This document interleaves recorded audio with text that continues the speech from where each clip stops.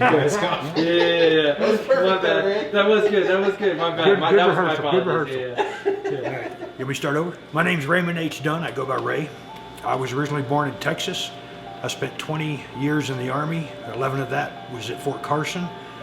So Fort Carson kind of became home. And when I retired in 2004, I decided to stay in Colorado Springs. And I currently work for the Department of the Army out on Fort Carson, continuing my federal service in the world of force protection. First of all, I'd like to thank you for Project Blackout. I've been wanting to get rid of some of these for quite a while. During my course in the Army, I did 3 combat tours. Desert Shield, Desert Storm, which was basically a tank war and an air war. So we followed 3 corps up through the Battle of 73 Easting. And then I went to Somalia for just over 6 months, and that was another horrible event because the same people we were trying to help were the same ones that were shooting at us. I spent my last year of active duty actually in Iraq, spearheaded with the 4th Infantry Division. We met the 3rd Infantry Division in Baghdad.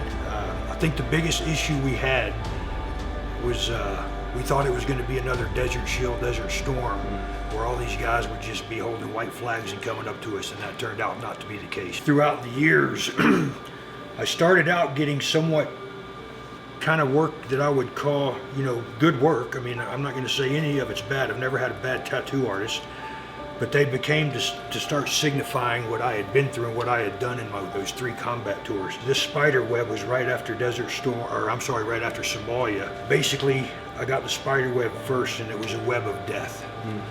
Right after I got back from Iraq, the spider was me approaching the web of death. The things that every day was a nightmare in Iraq. We would lost 7 people in my unit over that course of the year. And the skulls represent the death of the soldiers I served with. One of them does not represent that. It represents the first time that I had ever pulled the trigger and knew that I actually hit somebody. Usually it's just defensive fire in large amounts. I have one with a hole here that symbolizes the guy that I pulled the trigger on and I actually saw him fall.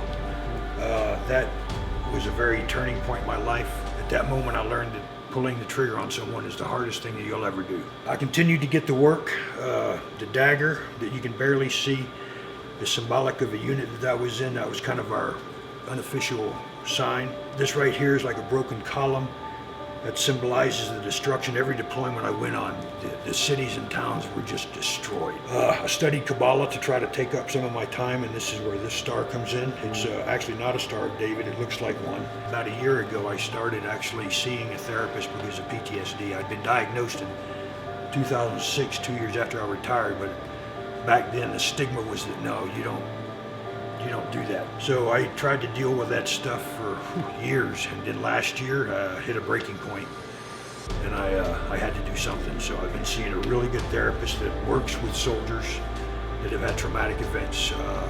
But these tattoos are a daily reminder of what I did. Even though we did everything we had to do and we were trained to do, that didn't make it any easier. Every time I look in a mirror, every time I'm doing something, when I drive, a daily reminder of a life that sometimes was extremely hard. Love the Army, love the military life, but some of the things you're forced to do in that life is very difficult. And the purpose for getting rid of them is basically, it's kind of a transformation to get rid of that part of my life. It'll never go away, but when I do something to lessen it, then it's a big help.